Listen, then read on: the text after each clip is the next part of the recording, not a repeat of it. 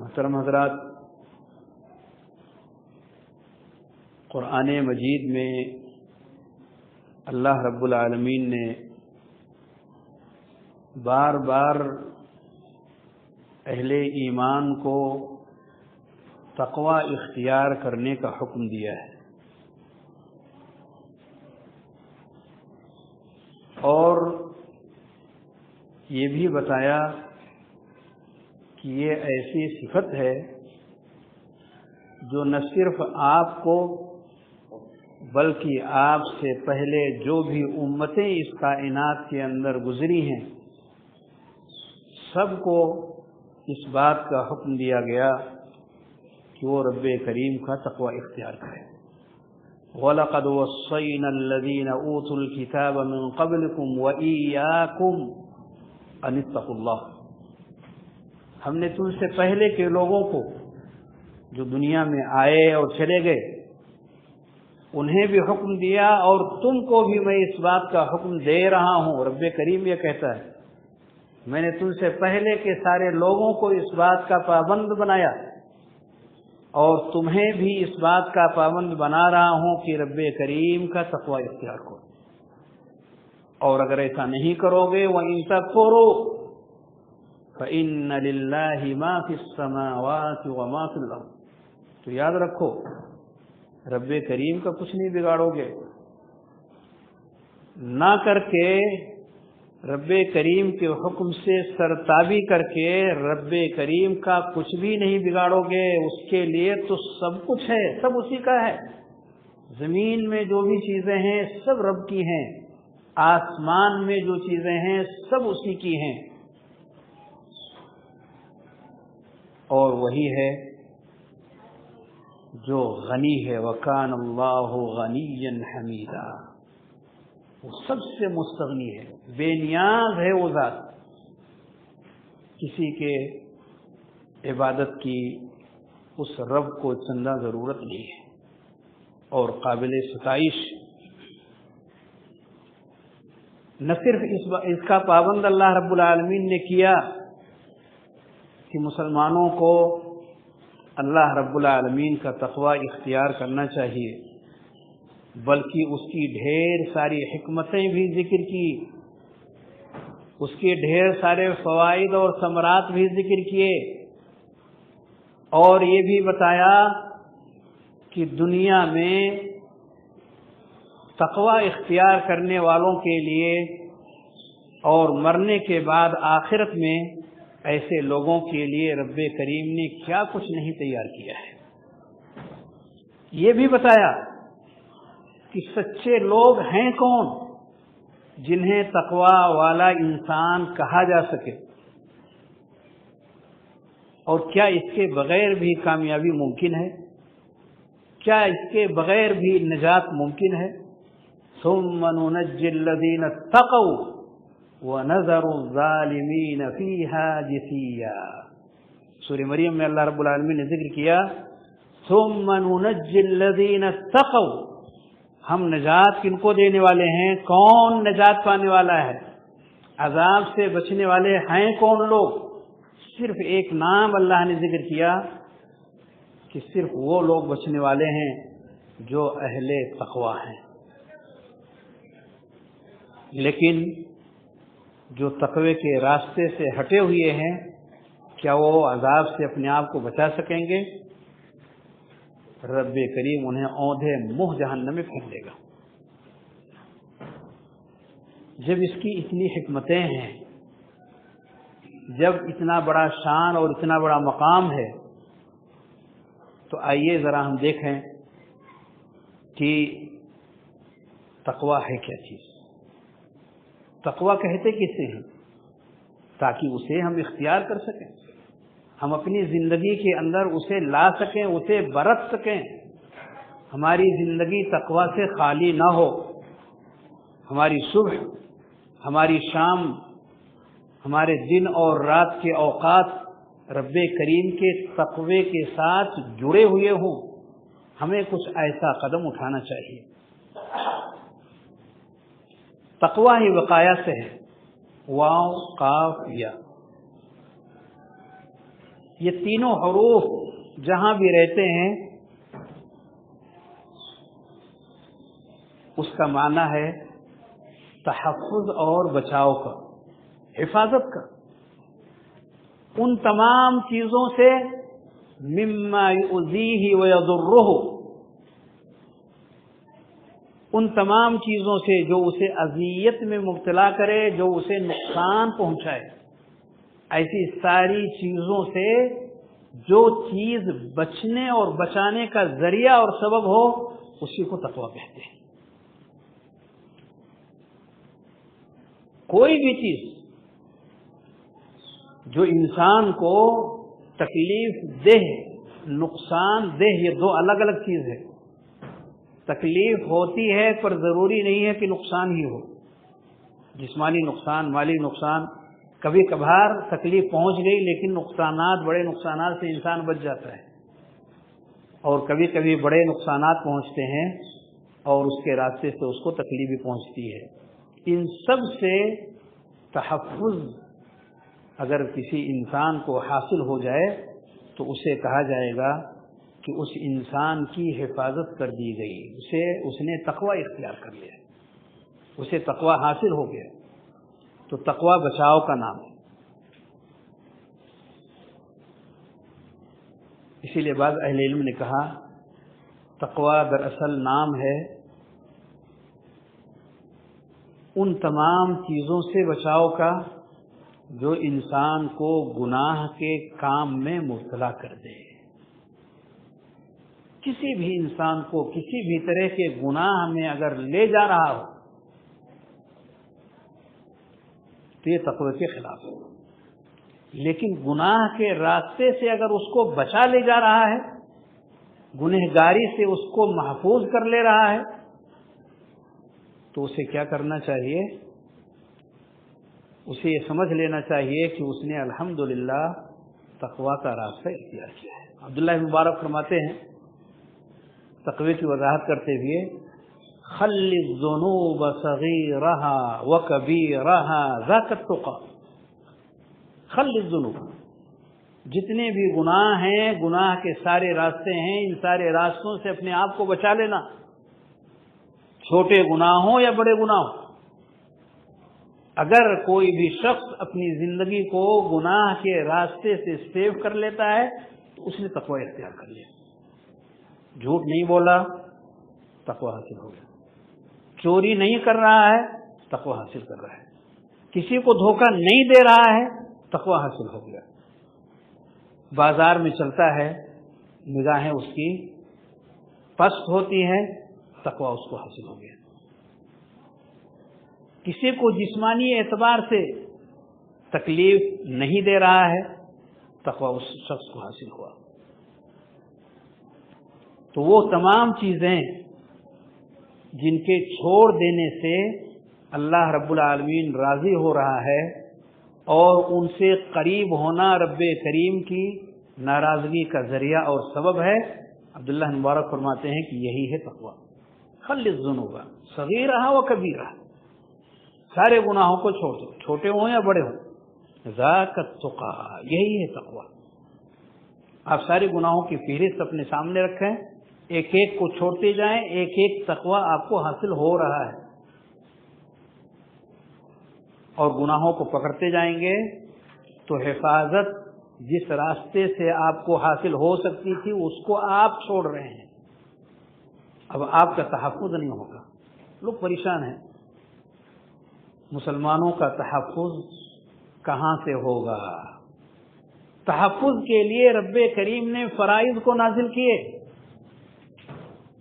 رب کریم نے انسانوں کی تحفظ کے لیے انہیں پابند کیا اس بات سے کہ وہ گناہوں سے اپنے آپ کو دور کریں، ورنہ معاملہ بگڑ جائے گا، ان کے اختیار میں نہیں رہے گا۔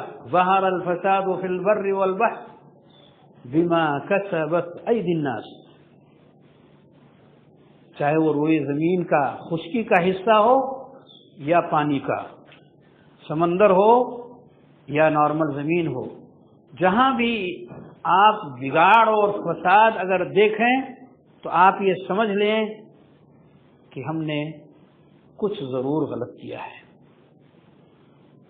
اپنے اعمال پر نگاہ اٹھانے کے بجائے، اس کی اصلاح کے بجائے، اپنے آپ کو ٹھیک صحیح راستے پر لے کر چلنے کے بجائے، فرائض کے اہتمام کے بجائے، محرمات سے، حرام کاموں سے اپنے آپ کو روکنے کے بجائے، انسان ہمیشہ دوسروں پر اپنی نگاہیں اٹھانے کی عادت اپنے اندر ڈالے ہوئی ہے۔ اس نے ایسا کہہ دیا، اس نے ایسا کر دیا، فلاں شخص دوشی ہے، فلاں شخص مجرم ہے، ہمیشہ دوسروں کے حوالے سارے مسائل کو ڈالتے رہنے کی عادت اس نے اپنے اندر ڈال لی ہے، پر پلٹ کر کے اپنی زندگی کو دیکھنے کا روادار ہی نہیں ہے۔ رب کریم فرماتا ہے کہ اگر تم یہ چاہتے ہو کہ اللہ رب العالمین کے قریبی بندے بنو تو فرائض کا اہتمام کے بغیر ممکن نہیں ہے۔ سب سے زیادہ محبوب ترین چیز اللہ رب العالمین کے یہاں جن کو اختیار کرنے سے اللہ اس بندے کو اپنا بنا لیتا ہے، یہ ہے فرائض کا اہتمام، فرائض کو ادا کرنا، اس کی پابندی کرنا، خواہ وہ عشاء کی نماز ہو، خواہ وہ فجر کی نماز ہو۔ پلٹ کر کے ہم ذرا دیکھیں کہ ہم نے کیا ان کی پابندی کا اہتمام کیا۔ حضرت عبداللہ بن مسعود رضی اللہ تعالیٰ عنہ فرماتے ہیں، من سرہ، صحیح مسلم کی روایت، ان یلقى اللہ غدا مسلما فلیحافظ علی ہؤلاء الصلوات حیث ینادى بہن۔ جو شخص یہ چاہتا ہے کہ کل رب کریم سے اس کی ملاقات ہو، اس حال میں کہ وہ مسلمان رہے، مسلم بن کر کے رب کریم سے جو شخص کل کے دن ملنا چاہتا ہے تو ان نمازوں کی وہ پابندی کرے جماعت کے ساتھ، حیث ینادى بہن، جہاں اس کو اذان کی آواز کے ذریعے سے بلایا گیا ہے وہاں پہنچ کر جماعت کے ساتھ اس نماز کو ادا کرے، اگر اپنے اسلام کی حفاظت چاہتا ہے۔ وہ خود فرماتے ہیں، وَلَقَدْ رَأَيْتُنَا وَمَا يَتَخَلَّفُ عَنْهَا إِلَّا مُنَافِقٌ مَعْلُومُ النِّفَاقِ۔ عبداللہ بن مسعود فرماتے ہیں، وَلَقَدْ رَأَيْتُنَا وَمَا يَتَخَلَّفُ عَنْهَا إِلَّا مُنَافِقٌ مَعْلُومُ النِّفَاقِ۔ میں نے دیکھا کہ جماعت کے ساتھ نماز ادا کرنے سے وہ لوگ پیچھے رہتے ہیں جو پکے منافق ہیں۔ کون کہہ رہے ہیں؟ عبداللہ بن مسعود رضی اللہ تعالیٰ عنہ۔ تھوڑا تھوڑا آگے بڑھ جائیے تاکہ پیچھے کے لوگوں کو جگہ مل جائے۔ فرض نماز گھر میں پڑھ لینا الگ ہے، نہ پڑھ لینا بدترین عمل ہے۔ گھر میں پڑھ لینے کے باوجود بھی عبداللہ بن مسعود رضی اللہ تعالیٰ عنہ کیا فرماتے ہیں، وَمَا يَتَخَلَّفُ عَنْهَا إِلَّا مُنَافِقٌ مَعْلُومُ النِّفَاقِ۔ مسجد میں آ کر جماعت کے ساتھ فرض نماز کی ادائیگی سے وہی لوگ پیچھے ہٹ رہے ہیں جو کھلم کھلا منافق ہو۔ کیا ہماری صورتحال بری نہیں ہے؟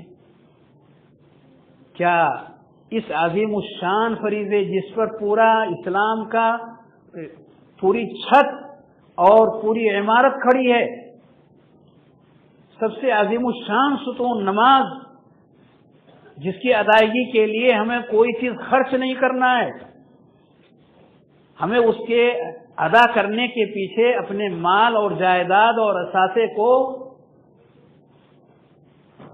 خرچ نہیں کرنا ہے، صرف اہتمام اندر سے پیدا کرنا ہے، اس کی طرف رغبت اپنے اندر لانی، ایمان کی جو چھپی ہوئی جو چنگاری ہے اس کو جلا لینا ہے، اس معمولی سی چنگاری کو اس کو روشن کرنا ہے تاکہ وہ ہمیں مسجد تک لا سکے، رب کریم کے احکام کی پابندی کی طرف ہمیں اٹھا سکے۔ صحابہ کرام کا نقشہ کھینچتے ہوئے فرماتے ہیں وَلَقَدْ رَأَيْتُنَا، صحابہ کرام کے حوالے سے، کہ ایک شخص ہے یُحَادَى بَيْنَ الرَّجُلَيْنِ، وہ گھر میں نماز پڑھنے کے بجائے چل نہیں سکتا سہارے کے بغیر، ایک انسان نہیں، دو انسان کے سہارے کے بغیر وہ چل نہیں سکتا۔ یُحَادَى بَيْنَ الرَّجُلَيْنِ حَتَّى يُقَامَ فِي الصَّفِّ، کہ دو لوگوں کے سہارے سے وہ چلتے ہوئے مسجد میں آ کر کے صف میں کھڑا ہو کر کے وہ نماز پڑھ رہا ہے۔ جب ہمارے دلوں کے اندر رب کریم کے فریضے کی یہ اہمیت ہوگی، تب رب کریم ہمارے معاملے کی اہمیت کو واقعی اس کو محتم بالشان قرار دے گا۔ لیکن نسوا اللہ ونسیہم، لوگوں نے رب کو بھلایا تو رب کریم نے لوگوں کو بھلا دیا۔ جزاء وفاقا، برابری کا معاملہ ہے۔ انسانوں نے، مسلمانوں نے رب کریم کے احکام کو پامال کر دیا۔ حکم ہوتا ہے کسی کام کے کرنے کا توجہ نہیں دیتا ہے۔ ان الذين يتلون كتاب الله واقاموا الصلاه واتوا الزكاه، رب کریم کی آیتوں کی جو لوگ تلاوت کرتے ہیں، واذا تليت عليهم آیاته زادتهم ایمانا، تلاوت کا حکم ہو رہا ہے، پر اس سے قرآن پڑھنا ہی نہیں آیا، قرآن پڑھنا اب تک سیکھا ہی نہیں اس نے، قرآن پڑھنا نہیں آیا پر سننے کی بھی توفیق نہیں ملتی کہ جو لوگ پڑھ رہے ہیں ان کے پاس ہم بیٹھ کر کے اس کی تلاوت کو ہم سن سکیں، تلاوت ہو رہی ہے اس کا شوق اپنے اندر لا سکیں۔ ایمان کہاں سے آئے گا؟ ایمان آتا ہے دراصل اپنے اندر حرص پیدا کرنے سے، چاہت پیدا کرنے سے، اس کی طرف آگے بڑھنے سے۔ لیکن اگر ہم نے دوسرا راستہ اختیار کر لیا، غلط راستے پر اگر ہم چل پڑے، فلما زاغوا ازاغ اللہ قلوبہم، جب ٹیڑھے راستے پر لوگ چل پڑتے ہیں تو اللہ ان کے دلوں کو ٹیڑھا کر دیتا ہے، بدلا ہے۔ ٹیڑھے راستے پر چلنا شروع کیے تو اللہ نے ان کے دلوں کے اندر کھجی ڈال دیا، یہاں تک کہ پنج وقتہ نماز کے لیے جو لوگ مسجدوں میں حاضر ہو کر کے جماعت سے نماز پڑھتے ہیں، نبی کریم صلی اللہ علیہ وسلم نے فرمایا لا تختلفوا فتختلف قلوبکم، صفیں سیدھی رکھو، آگے پیچھے ہو کر کے مت کھڑے ہو، دھیان دو سب سیدھی رہے، سیدھی نہیں رکھیں گے، آگے پیچھے ہو کر کے بغیر دھیان اور توجہ کے سب ایسے ہی بنا لیں گے تو اللہ تمہارے دلوں میں اختلاف پیدا کر دے گا۔ لا تختلفوا فتختلف قلوبکم، دھیان دو، سیدھی کرو، ٹھیک کرو، صحیح کرو اسے۔ کیا ہمیں نہیں معلوم کہ نبی کریم صلی اللہ علیہ وآلہ وسلم کے چہیتے صحابہ جنہوں نے پوری قوت کے ساتھ، پوری اخلاص کے ساتھ اور پوری جواں مردی کے ساتھ میدان احد کے اندر اترے اور آن کی آن میں انہوں نے پورے میدان کو فتح کر لیا، لیکن رب کریم کے احکام کی مخالفت جب ان کے یہاں آئی تو اس کا ثمرہ اور پھل ان کو ملا۔ پیارے نبی صلی اللہ علیہ وسلم نے کہا تھا ہم جیتے یا ہاریں اس جگہ سے آپ نہ ہٹیں، یہاں سے آپ کسی اور طرف مت جائیں، نیچے ہماری فتح ہو رہی ہے یا شکست ہو رہی ہے، لوگوں نے جیت دیکھتے ہوئے میدان کو چھوڑ دیا، اس مقام کو چھوڑا جس پہاڑی پر نبی کریم صلی اللہ علیہ وسلم نے انہیں متعین کیا تھا۔ کیا کیا رب کریم نے؟ کیا کیا رب کریم نے؟ جیتی ہوئی جنگ کو بدل دیا، پاسا پلٹ گیا، کفار نے الغار کیا اور مسلسل یہ الغار کرتے رہے، اور آن کی آن میں جیتی ہوئی جنگ کو ہار گئے۔ بے شمار صحابہ، 70 صحابہ شہید کر دیے گئے، نبی کریم صلی اللہ علیہ وسلم زخمی ہو گئے۔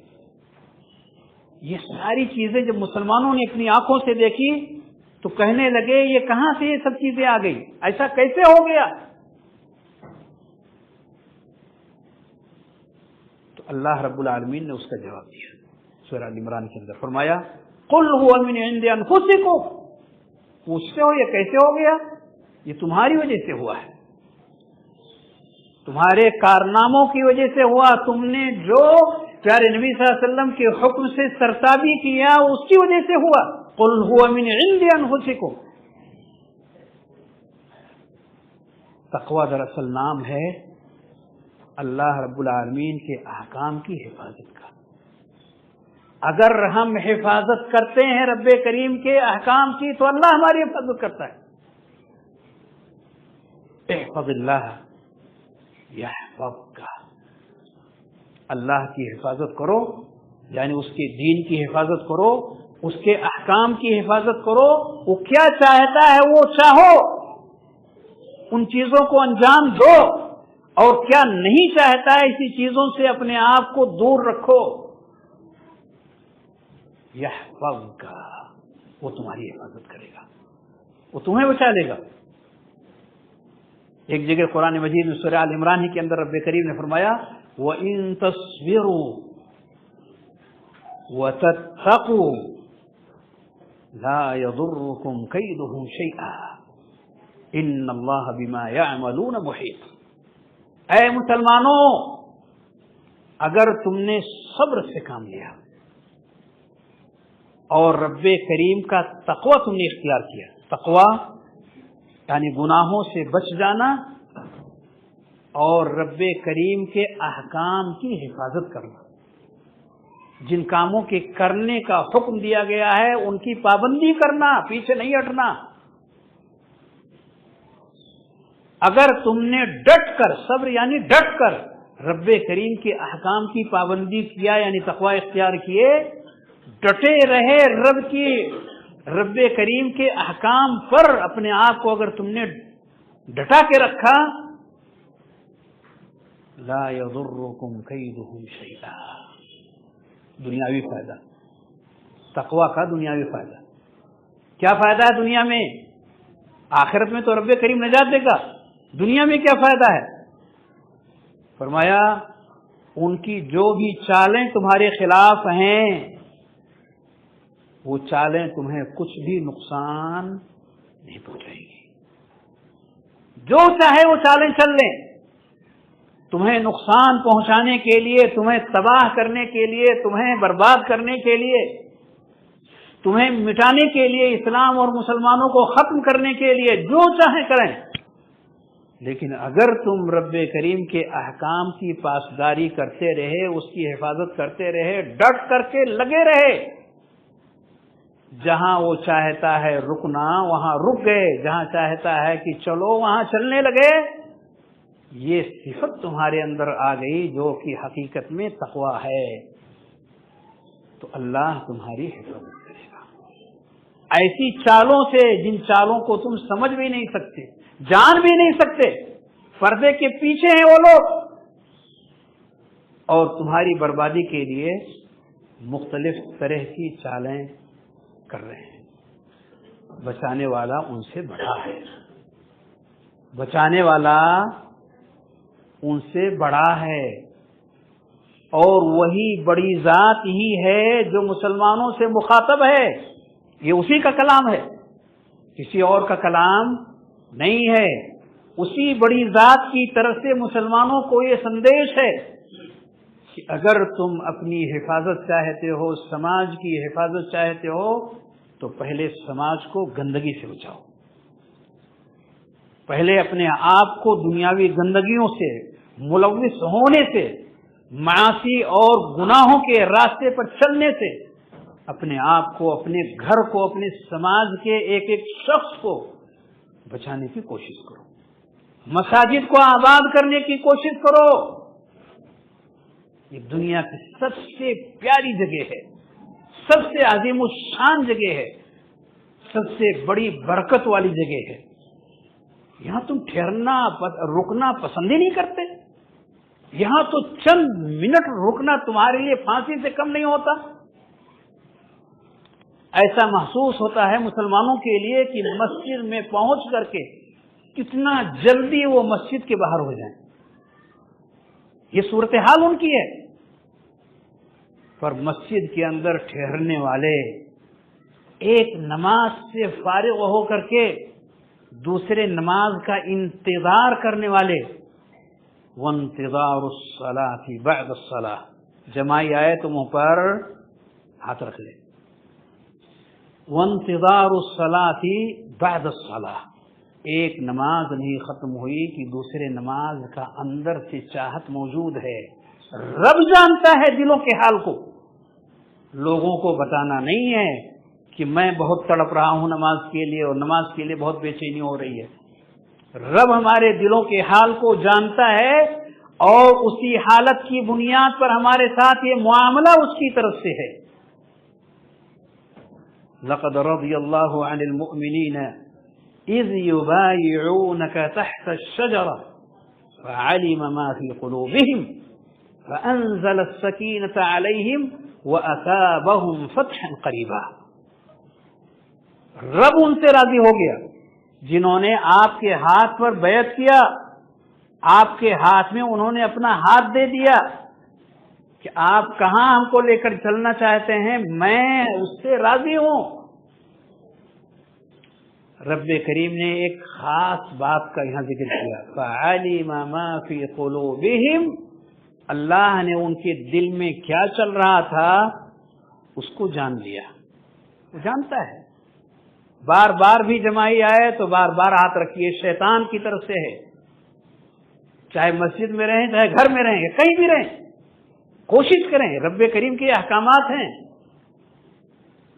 ان کے دل میں کیا کچھ چل رہا تھا، رب کریم نے اس کو جاننے کے بعد کہ رب کی رضا تلاش کر رہے ہیں، رب کے رضا کے لیے وہ اپنے گھر سے نکلے ہیں اور کچھ بھی کرنے کے لیے وہ تیار ہیں۔ فَعَلِمَ مَا فِي قُلُوبِهِمْ فَأَنزَلَ السَّكِينَةَ عَلَيْهِمْ، اللہ نے ان کے اوپر سکون نازل کر دیا، دل پرسکون ہو گیا دل کی حالت کو جاننے کے بعد۔ فَأَنزَلَ السَّكِينَةَ عَلَيْهِمْ وَأَثَابَهُمْ فَتْحًا قَرِيبًا، اور بہت جلد اللہ نے ان کو فتح سے نوازا، بدلے میں، یہ بدلے میں رب کریم دیتا ہے۔ جو رب سے ڈرتا ہے، رب کا بن جاتا ہے، رب اس کا ہو جاتا ہے۔ دنیا میں اور آخرت میں طرح طرح کی نعمتیں، وَسَارِعُوا إِلَى مَغْفِرَةٍ مِّن رَّبِّكُمْ وَجَنَّةٍ عَرْضُهَا السَّمَاوَاتُ وَالْأَرْضُ أُعِدَّتْ لِلْمُتَّقِينَ، اگر تقویٰ ہے، رب سے ڈرتے رہنے کا، اس کے حکم کی پابندی کا، نواہی اور منکرات سے اپنے آپ کو بچانے کا، گھر کے اندر ایسی ساری چیزوں کو گھر سے دور کرنے کا، اگر یہ جذبہ تمہارے اندر موجود ہے، تمہارے دل میں اگر یہ چل رہا ہے، تو سب سے زیادہ رب کریم تم کو پرسکون بنائے گا، اور کامیابی کے ساتھ اس دنیا میں بھی مغفرت عطا فرمائے گا۔ وَرِضْوَانٌ مِّنَ اللَّهِ، اور رب کریم کی طرف سے رضا بھی ایسے لوگوں کو حاصل ہو جائے گی، خوشنودی، رب خوش ہو جائے گا اور جنت عطا فرمائے گا۔ اللہ ہم سب کو صاف ستھری زندگی عطا فرمائے، تقوی والی زندگی عطا فرمائے۔ تقوی کا جو صحیح معنی اور مفہوم ہے، رب کے حکم کی پابندی کرنا، فرائض کا اہتمام کرنا، اور محرمات سے جو بھی حرام کیا ہے، چاہے وہ کمائی کے میدان میں ہو یا کسی میدان میں، ان ساری حرام چیزوں سے اپنے آپ کو بچانا۔ اللہ ہم سب کو اس کی پابندی کی توفیق عطا فرمائے، دنیا میں بھی کامیابی دے، مرنے کے بعد جنت کی شکل میں، اپنی رضا اور رحمت کی شکل میں ہمیں اعلیٰ ترین کامیابی سے جنت الفردوس میں عطا فرمائے۔ بارک اللہ لنا ولکم فی القرآن العظیم ونفعني وإياكم بالآیات الحکیم۔ إن الحمد لله نحمده ونستعينه ونستغفره ونعوذ بالله من شرور أنفسنا ومن سيئات أعمالنا، من يهده الله فلا مضل له ومن يضلله فلا هادي له، وأشهد أن لا إله إلا الله وحده لا شريك له، وأشهد أن محمدا عبده ورسوله۔ اللہ نے فرمایا وَلَوْ أَنَّ أَهْلَ الْقُرَىٰ آمَنُوا وَاتَّقَوْا لَفَتَحْنَا عَلَيْهِمْ بَرَكَاتٍ مِّنَ السَّمَاءِ وَالْأَرْضِ، اگر ایمان یہ بستی والے لے آئیں اور تقوی اللہ کا اختیار کریں، آسمان سے بھی ہم برکتیں نازل کریں گے، زمین سے بھی برکتیں نازل کریں گے۔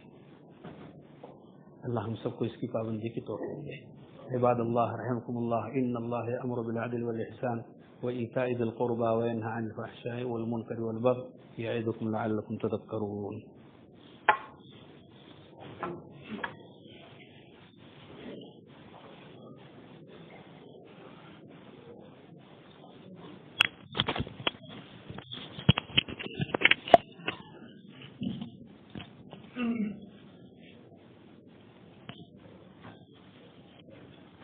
اللہ